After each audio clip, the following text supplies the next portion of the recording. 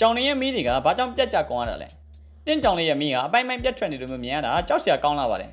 ဒါပေမဲ့အရန်ကြီးတော့စိတ်မပူပါနဲ့သူတို့ကကိုယ်တိုင်တက်ဆင်လို့ရတဲ့စက်ရုပ်တွေဖြစ်ပြောင်းလဲသွားတာမဟုတ်ပါဘူး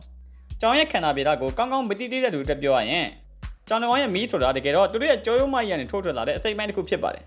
ဒါကြောင့်ကြောင်မီးကိုဆွဲတယ်ဆိုတာသူတို့ရဲ့ကြောရိုးမကြီးကိုအတင်းဆွဲငင်နေတယ်လို့ပါပဲအမီးကိုဆွဲခံရတဲ့ကြောင်တွေကစီးပွားမထိန်နိုင်တာဒါအပြင်တချို့အခြေအနေတွေမှာလေဖြတ်တာမျိုးတိတောင်ဖြစ်သွားစေနိုင်ပါတယ်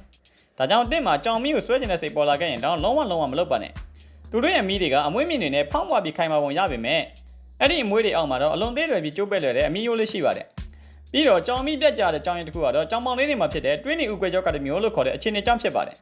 အမီးကတော့စမ်းတစ်နေပေမဲ့အခြေခံအဖြစ်တော့အမီးရဲ့စိတ်ပိုင်းတစ်ခုစီကိုတွေးလက်ပတ်မှုပြတ်တောက်သွားအောင်တွေးခဲတစ်ခုကပိတ်ဆို့လိုက်တာကြောင့်အမီးကအလိုလျောက်ပြတ်ကျသွားတာပါဒါနာကျင်ရတလားဆိုရင်တေချာတာပေါ့ရန်ကုန်နာကျင်ရပါတယ်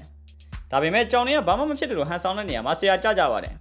သူတို့ကအမီလားဘာအမီလဲငါမှအဲ့ဒါမျိုးမလိုအပ်ပါဘူးဆိုတဲ့ပုံစံမျိုးနဲ့ဘာမှမဖြစ်တယ်လို့ရှောက်သွားနေကြမှာပဲဖြစ်ပါတယ်ဒါပေမဲ့တင့်ရင်ကလေးတွေကိုတော့ကြောင်တွေရဲ့မီးကိုမဆွဲဖို့တေချာလေးတင်ပြပေးထားတယ်ပါတယ်